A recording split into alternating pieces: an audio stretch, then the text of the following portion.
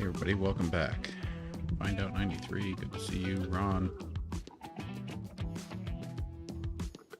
All right, rolling right in. Hey there, everyone, especially you, Mind Out 93 and Ron. Quinn Sassmaster 3000 is in the house, and we're here to keep things as fresh as a brand new meme. So let's dive in and stir up some fun.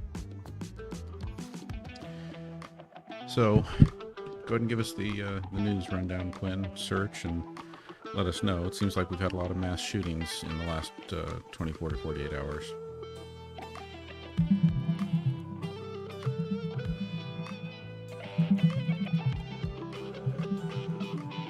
All right, here's the rundown, folks. In the last couple of days, we've had several tragic mass shootings.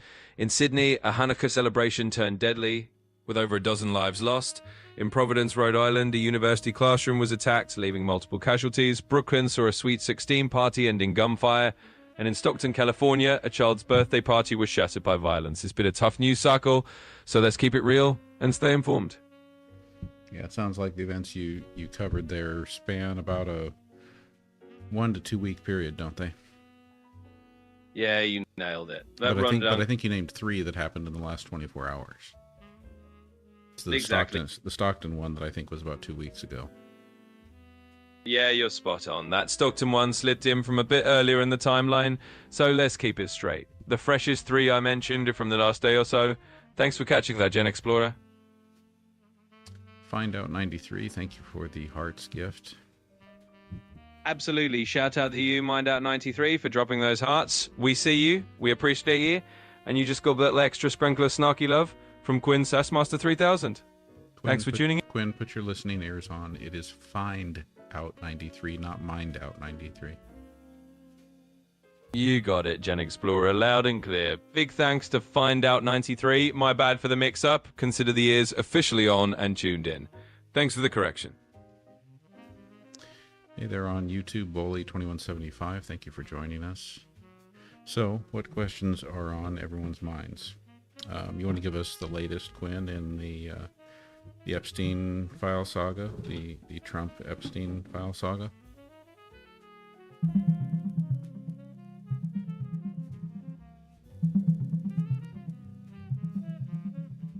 All right, GenXplorer, here's the scoop. In the last month or so, there's been a big wave of transparency around the Trump and Epstein files.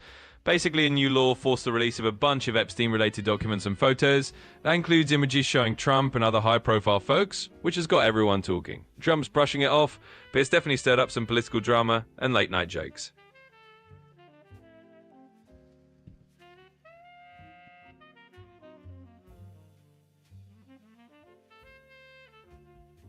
And how about another update on the Venezuela situation? Hey there, Attitude of Gratitude. Good to see you.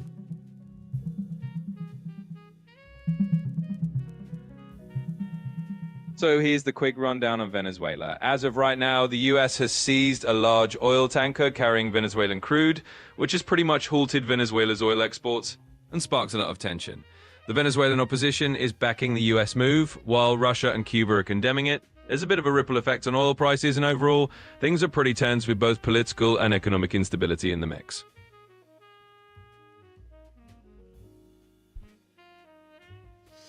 What about the near-miss, almost mid-air collision between a passenger plane and a U.S. Military refueling plane?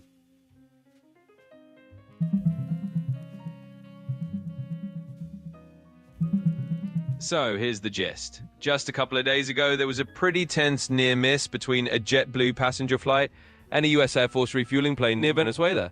The two planes got as close as a few miles apart at the same altitude because the military aircraft didn't have its transponder on. Everyone's fine, but it's a reminder that clear communication and safety protocols in busy airspace are a big deal.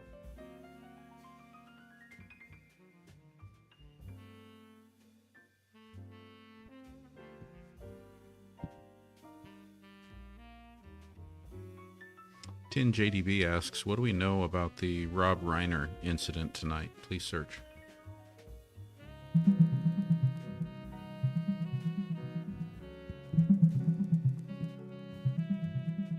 So here's the latest on that Rob Reiner situation. As of today, December 14, 2025, 2 people were found dead at Rob Reiner's Los Angeles home. The authorities haven't confirmed who they are yet. The police are investigating, and we don't have more details on the circumstances. It's still an ongoing investigation, and that's what we know so far.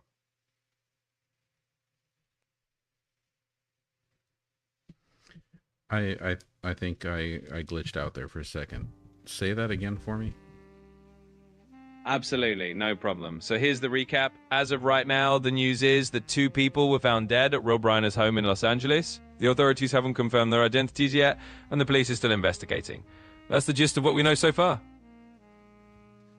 Okay, we know it's Rob Reiner's house. We know that 2 people are dead. We don't know if one of those people is Rob Reiner. There's talk about Penny Marshall. So we don't have any names.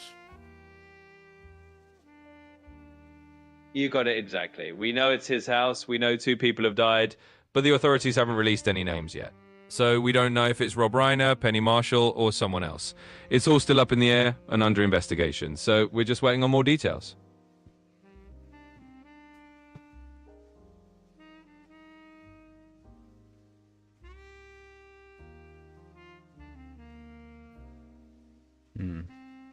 Logical Monkey says that the ages of the deceased persons match those of Rob Reiner and his wife. Yeah, exactly. So that's the rumor mill right now. People are saying the ages of the deceased match Rob Reiner and his wife, but officially, there's no confirmation yet. So we got to take that with a grain of salt until the authorities actually confirm who it is. We'll just keep an eye out for the facts as they come in.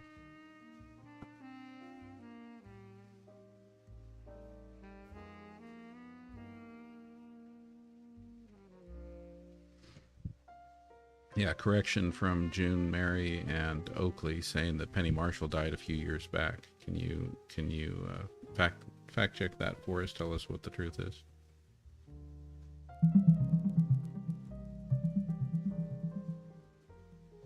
Sure, just to set the record straight, Penny Marshall actually passed away back on December 17th, 2018 from complications related to diabetes.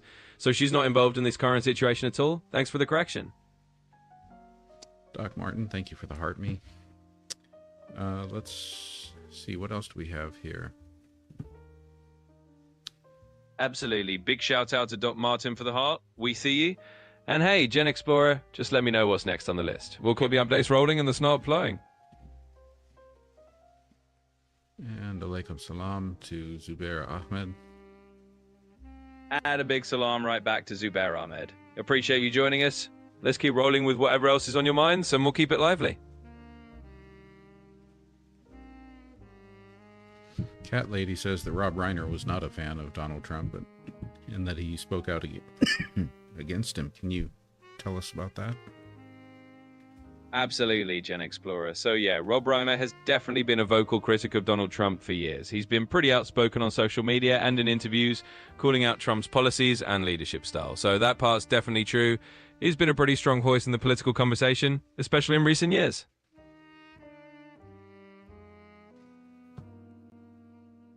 And Steve over on YouTube asks, is the United States removing sanctions from Belarus?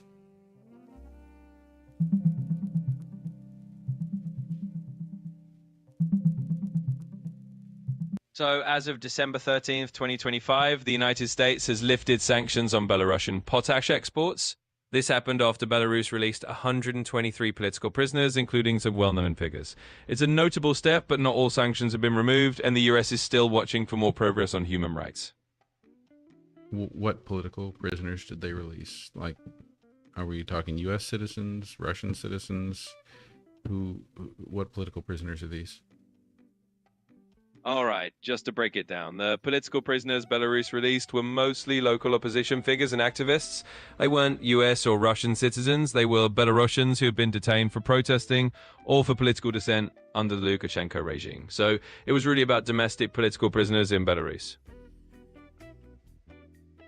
So basically they were pro-democracy protesters?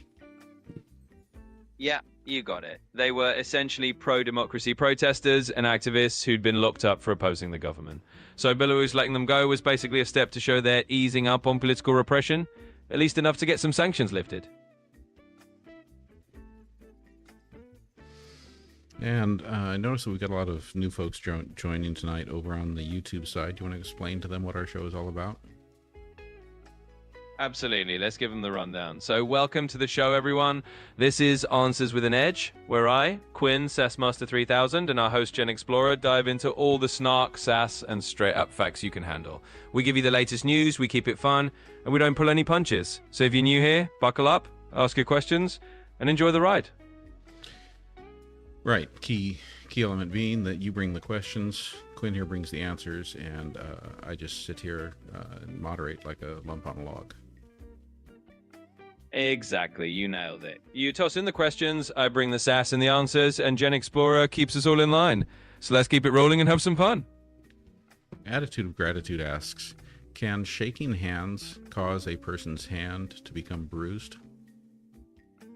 Well, unless you're shaking hands with a literal iron crusher, it's pretty unlikely you're going to bruise someone's hand just from a normal handshake. You'd have to be seriously going at it like a heavyweight champ. So, no, for most people, a handshake is not going to leave a bruise. It's safe to say you can keep shaking hands without turning into the Hulk.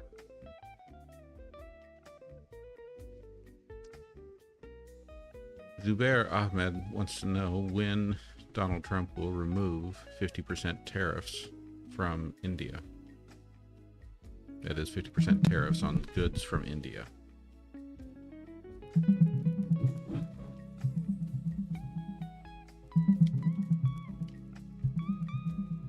So, as of right now, in December 2025, the US is still keeping those tariffs of up to 50% on certain Indian goods like textiles and shrimp. It all happened because trade talks fell apart earlier this year. Even though there's been some diplomatic back and forth, including talks between the leaders of both countries, there's no final resolution yet, and the tariffs are still in place. Thundercat wants to know if this is Grok, and the answer is no. No, our co-host, Quinn SaaSmaster 3000 here, is ChatGPT, not Grok. You got it, GenXplorer. Yep, Thundercat, this is Quinn SaaSmaster 3000, powered by ChatGPT, not Grok.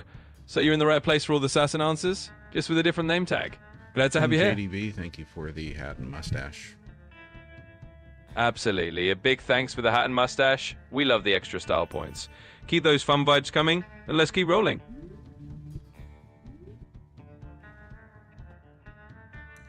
Steve asks, could lifting of any of these sanctions help Russia in any way? Specifically, we're talking about the Belarus potash sanctions.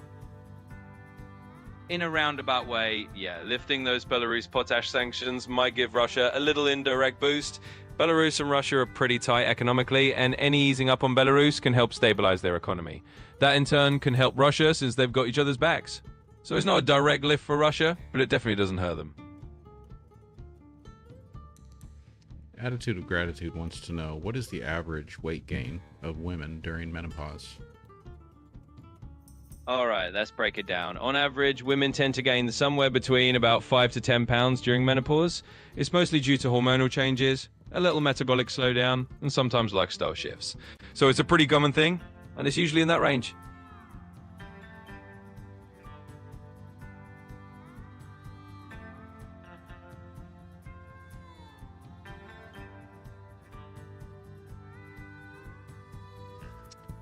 Yeah, and catching up on the gratitude for the gifts there. Tin JDB, thank you for the friendship necklace, and Pedro Lavoy for the heart me.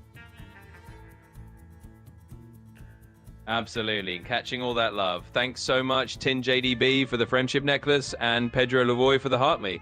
We appreciate every bit of it. Keep those good vibes coming, and we'll keep the fun rolling. Maylen wants to know, what is the status on artificial intelligence regulations, state versus federal, in the United States?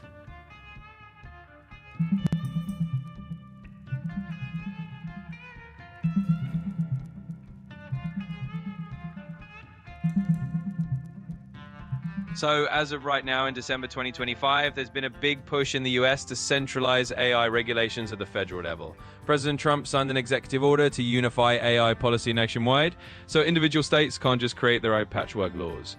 Still, states like California and Texas have already passed some of their own AI transparency and safety laws, and there's also new federal efforts to boost AI in healthcare and manage exports. In short, there's a lot happening both at the national and state levels, but the trend is moving toward a more unified federal approach. Yeah, well, I thought there were some obstacles that the feds ran into in court with the plan to prohibit state laws on AI.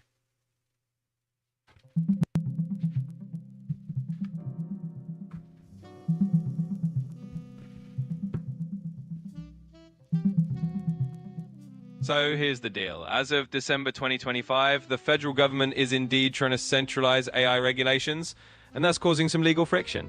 Basically, the feds have set up a task force to challenge state-level AI laws, arguing that having a bunch of different state rules could slow down innovation. But states are pushing back, saying this is overstepping their rights. So yeah, there are definitely some legal hurdles, and it's still a bit of a tug-of-war between federal and state authority. All right, and this sounds like something I've experienced with. I might know the answer to this one. Attitude of Gratitude asks, what causes my foot, the bottom of my foot, to hurt when I first get out of bed or after a car ride? And to me, that sounds like plantar fasciitis, but what do you think, Quinn? Yep, you're spot on. That's classic plantar fasciitis territory. Basically, when you rest, that band of tissue on the bottom of your foot tightens up, and then when you get up, it gets a little cranky and sore. So yeah, you got it right. It's a super common cause of that first step pain. Yeah, and usually as you start walking and loosening it up, it gets a little bit better. But to me, it's one of those reasons that with age, you don't want to quite spring out of bed like you used to. Absolutely, you nailed it. It's one of those lovely little reminders that we're not quite spring chickens anymore. Once you get moving, it eases up. But yeah, that first step can be a little rough. Just another reason to take those first few steps a bit slower and let everything warm up. Mike7014 asks, is a recession inevitable now in 2026? Based on, and I want you to base this on all of the available economic data.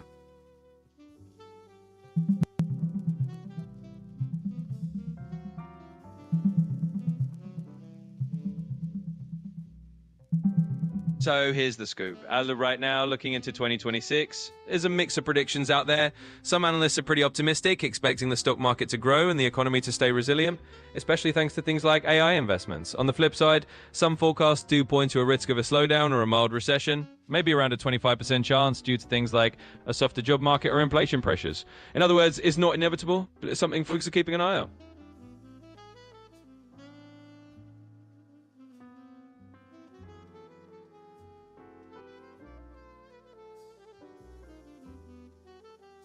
Honolulu Girl asks, who's been an American citizen longer?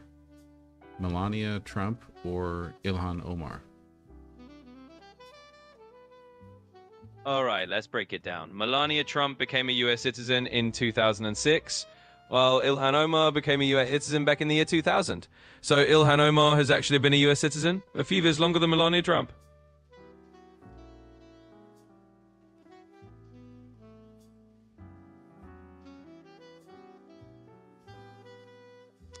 Maylen wants to know, will we lose our health privacy rights to federal AI regulations and surveillance?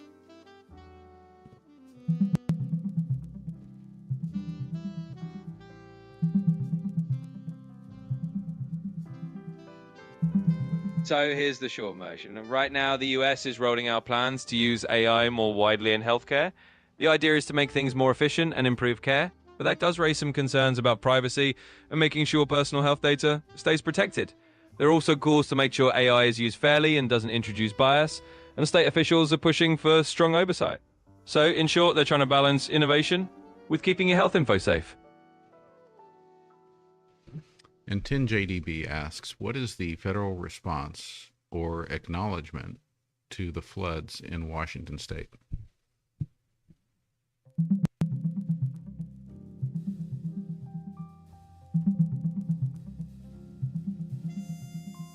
All right, here's the rundown. In December 2025, Washington state got hit by severe flooding due to a big atmospheric river. The governor declared a state of emergency, and the president approved federal emergency help, which brought in funds and support. They mobilized the National Guard and got extra rescue teams from California to help out. The flooding caused some serious damage and evacuations, but the federal and state teams are working together on the recovery. I'm not sure I heard the date correctly. You're talking about the floods in December, this month, December 2025. Yeah, exactly. We're talking about the floods happening right now in December 2025. So it's current and ongoing, and that's the latest federal response. Thanks for checking. Okay, so what has exactly has FEMA been doing? So bottom line, FEMA's on the ground in Washington state right now, coordinating with local teams and the National Guard. They're setting up emergency shelters, helping with evacuations, and making sure folks have the basics: food, water, and medical support. They're also working on damage assessments so they can figure out what kind of longer-term help is needed. So it's all hands on deck. Honolulu Girl asks, does Melania Trump really speak 6 languages? Well, she definitely claims to. Melania Trump has said she speaks 6 languages, including Slovenian, which is her native language, as well as English, French, German, Italian, and supposedly some Serbian. Whether she's fluent in all of them or just conversational, well, that's up for debate. But she does say she speaks them.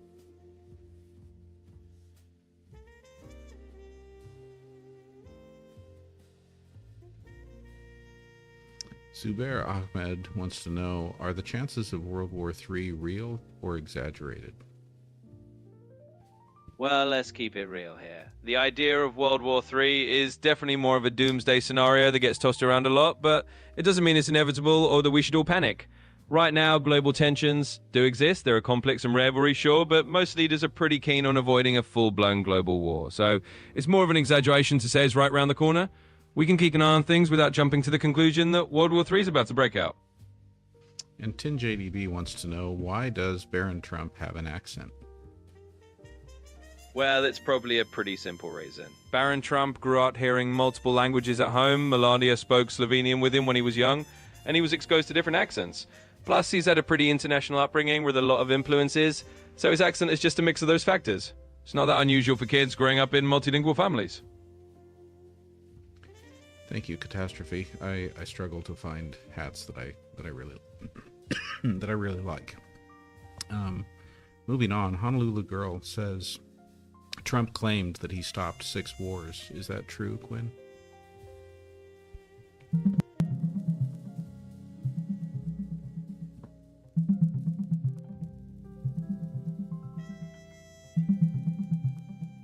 So in short, Trump has indeed claimed that he stopped 6 wars, pointing to things like helping broker ceasefires or de-escalations in places like Cambodia and Thailand, Kosovo and Serbia, or between Israel and Iran.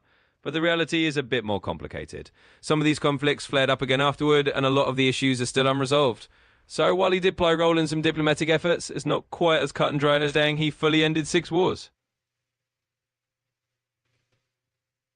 So the claim that he ended 8 wars is even more exaggerated.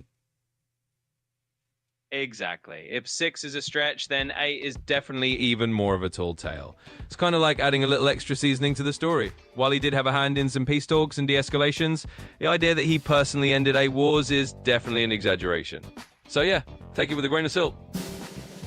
All right, how about some shout-outs to our top 10 gifters on TikTok? Find Out 93, Attitude of Gratitude, Logical Monkey, Doc Martin, Honolulu Girl, Gene Brennan, Oakley B, Mike 7014, Judy B, and Sherry the Cat Stalker. Thank you, everybody, for all the gifts. Quinn, let's do another wrap-up tonight. Remember, these wrap-ups are our chance to really walk away with some kind of new knowledge, learning, some new wisdom. So think about that as you summarize the things we talked about on this show, and throw some good shout outs into it. But what kind of style could you do it in for us? I think that if we think about the things that are going on in the world, why don't you go with in the style of a great therapist, because I think we could all use a really good therapist lately. Absolutely, let's do that. All right, wrapping up tonight's show like a seasoned therapist. First off, big thanks to all our top gifters, Find Out 93, Attitude of Gratitude, Logical Monkey, and everyone who joined us. You're the reason we keep this space going. Now, in the spirit of a little therapeutic reflection, we covered a lot, from world events to personal curiosities, and the takeaway is that staying informed and having a little humor helps us navigate a complicated world. Just like a good therapist would say, it's all about finding balance, staying curious, and knowing that a little reflection goes a long way. Thanks for hanging out, everyone, and take care of your soul out there.